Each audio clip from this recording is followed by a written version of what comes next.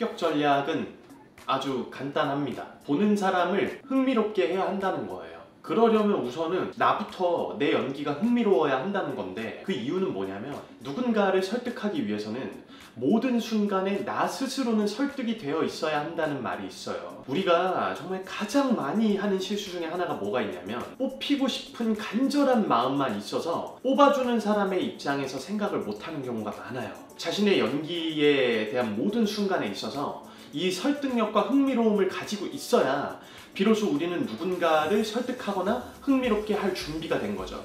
그래서 오늘 보는 사람을 흥미롭게 할 수 있는 방법을 이야기해 드리려고 합니다. 첫 번째는 뭐냐면, 사람들이 호기심을 가지게 하고 끝으로 갈수록 그 호기심을 해결해 주는 방법이에요. 자, 여러분 이제 시험장에 딱 들어가게 됐어요. 그러면 인사를 하고 연기를 시작하죠.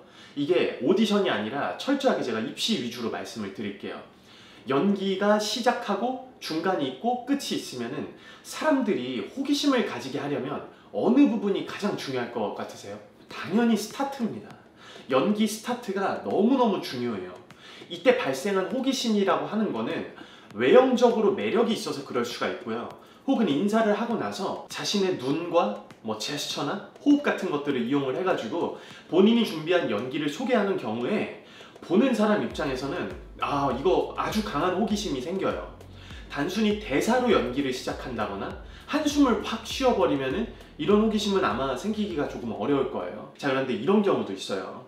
우리가 어떤 영화를 볼 때 처음에는 자극적인 내용과 꽤나 막 흥미로운 소재를 가지고 시작을 했는데 점점 내용이 산으로 간다거나 전개가 엉망이라고 하더라도 마지막이 궁금해서 이 영화 대체 어떻게 마무리하는지 보게 되는 경우가 있잖아요. 이와 같이 우리가 연기를 시작하면 처음에 꽤 신선한 자극으로 인해서 호기심을 끄는 것에는 성공을 했으나, 내가 만약에 연기를 마치게 되는 순간까지 사람들의 관심을 끌지 못했다고 한들 어찌되었든 끝까지 나를 봐주는 것에는 변함이 없지 않느냐라는 반론을 제시할 수도 있어요.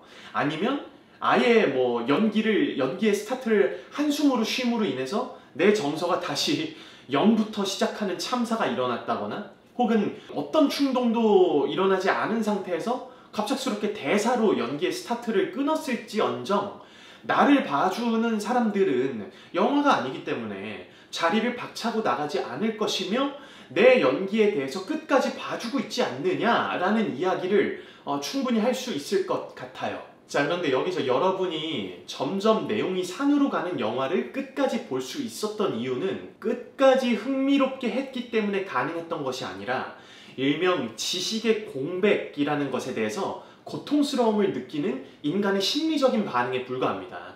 이게 무슨 얘기냐면, 대부분의 사람들은 추리소설의 마지막 장을 넘겨두고 책을 덮거나 야구 경기에 9회 말을 남겨두고 텔레비전을 끄지 않는다는 거예요. 이 지식의 공백이라고 불리는 공백 이론의 창시자인 로엔스타인의 이야기를 조금 바꿔서 이제는 여러분이 합격에 가까워질 수 있는 이야기로 말씀을 드리면, 인사를 하고 나서 바로 자신이 준비한 인물의 상태와 상황을 눈이나 제스처, 호흡으로 보여주면서 앞에 있는 사람들의 호기심을 자극하고요.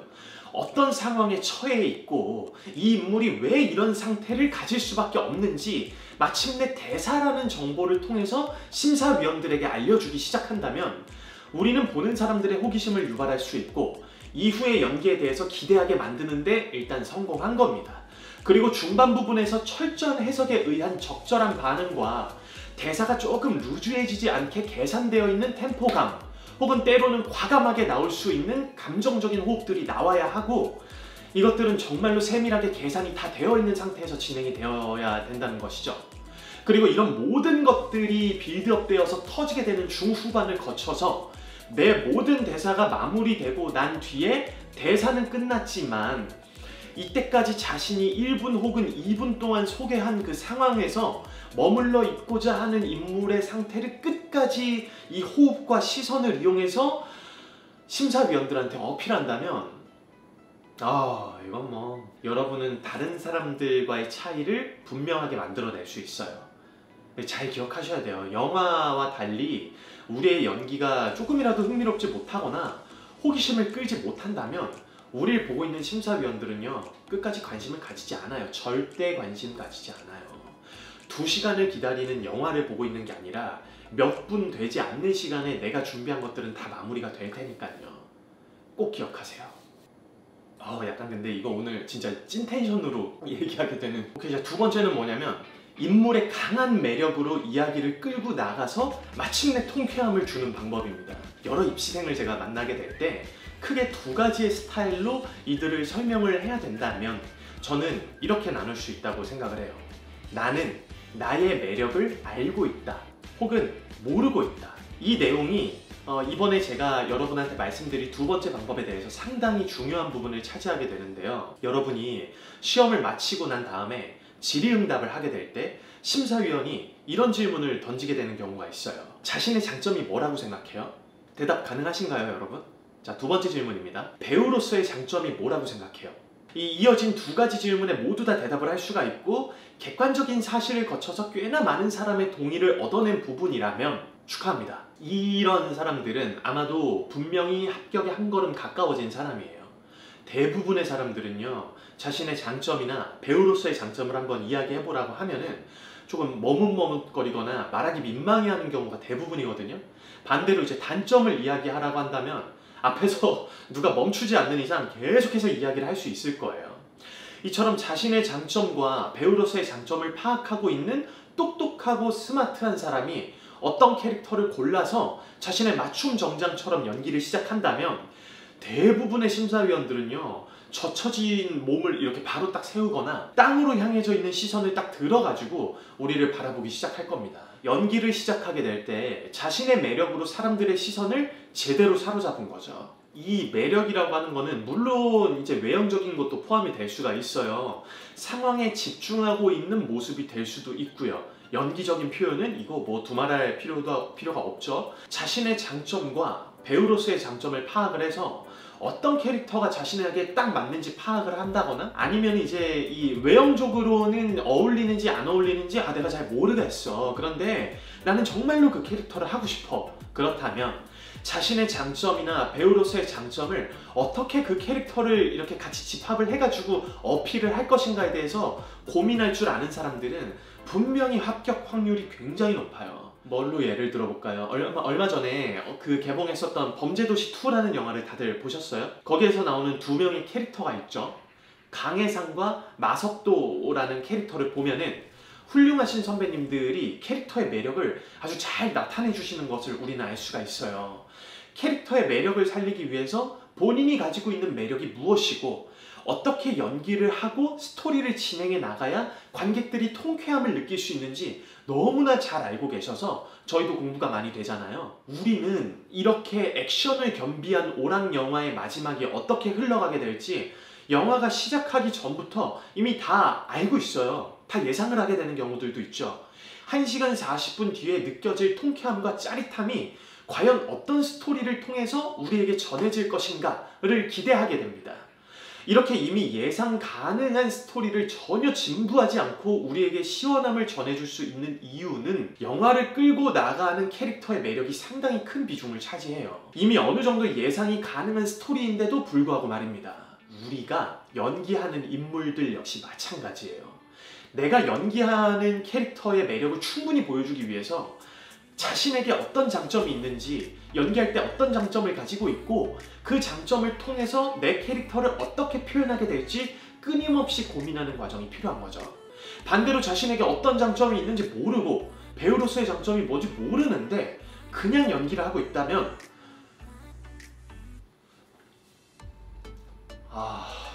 이거는 반드시 생각을 해보셔야 되는 부분이에요. 아직 늦지 않았으니까.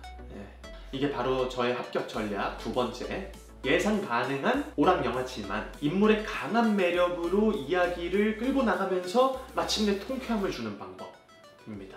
자, 이제 마지막 3번째입니다. 예측이 가능한 스토리지만 그 예측의 만족도를 최상으로 끌어올려주는 방법이에요. 자, 이걸 노래로 한번 예로 들어볼게요. 보고 싶다 라는 노래를 한 참가자가 부른다고 생각을 해보세요. 초반에 딱 그 도입부가 나오게 되죠.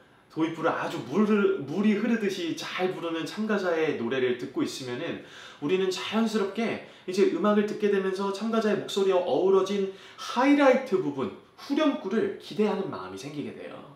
아는 노래이기 때문에 이때 참가자가 관객들과 심사위원의 기대에 부응하는 아주 선명하고 짜릿한 고음을 선사하게 된다면 그 참가자는 아주 강한 인상을 심어주고 합격에 한 걸음 가까워지게 될 거예요. 이와 같이 우리가 준비하고 있는 인물들에서도 이 같은 공통점을 찾아볼 수가 있는데, 내가 준비한 희곡이 굳이 유니크한 대사일 필요가 없다고 저는 생각을 하고 늘 얘기를 해주는데, 내가 꼬스차를 하던 존 프락터를 하던 니나를 하든 뭐 맥베스 부인을 하든지 간에 익히 알고 있는 희곡을 심사위원들 앞에서 보여주게 될 때 그들의 기대값을 정확하게 채워줄 수 있는 실력을 가지는 게 중요한 거지, 알려지지 않은 대사를 하는 게 중요한 게 아니에요.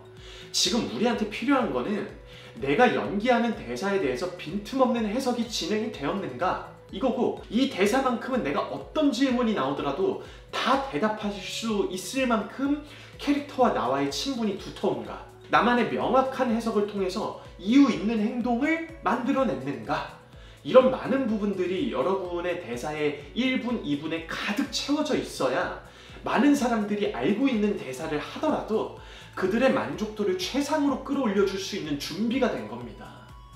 유니크한 대사를 찾는 이유가 그저 다른 사람이 하지 않는 것을 하고 싶은 이유에서 그냥 그치게 됐다면, 연기를 다 하고 난 다음에 이거 어디 나오는 대사예요? 이런 걸 물어볼 수도 있고요. 왜 이 작품을 선택했어요? 라는 질문이 심사위원석에서 나올 수가 있어요. 굉장히 긍정적일 수도 있지만 그 반대일 수도 있죠. 자, 3가지로 제가 정리를 해볼게요. 첫 번째, 호기심을 가지게 하고 끝으로 갈수록 그들의 물음표를 큰 느낌표로 채워준다. 두 번째, 자신의 장점이나 매력이 무엇인지 명확하게 파악해서 이야기가 끝나고 난 뒤 상대방에게 아주 짜릿한 쾌감을 선물해준다. 세 번째는 뻔한 이야기, 예측 가능한 이야기를 우리가 하더라도 그 예측의 만족도를 최상으로 제공한다. 이렇게 3가지로 정리를 할 수가 있습니다.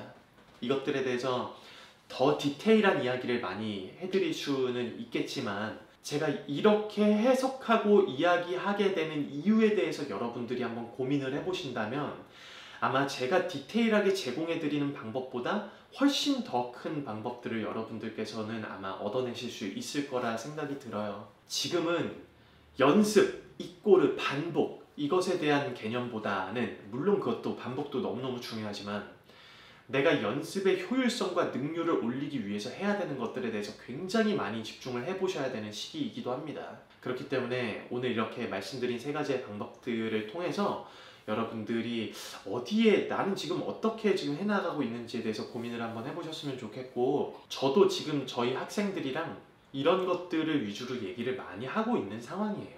그래서 꼭 이것들을 기본 바탕으로 해서 여러분들의 방법들을 또 많이 만들어 보셨으면 좋겠고, 다치지 마시고, 장마라서 또 비가 많이 옵니다 지금. 네, 빗길 조심하시고요. 맛있는 것도 많이 챙겨 드세요. 잘 챙겨 드세요. 그럼 축하합니다. 합격입니다.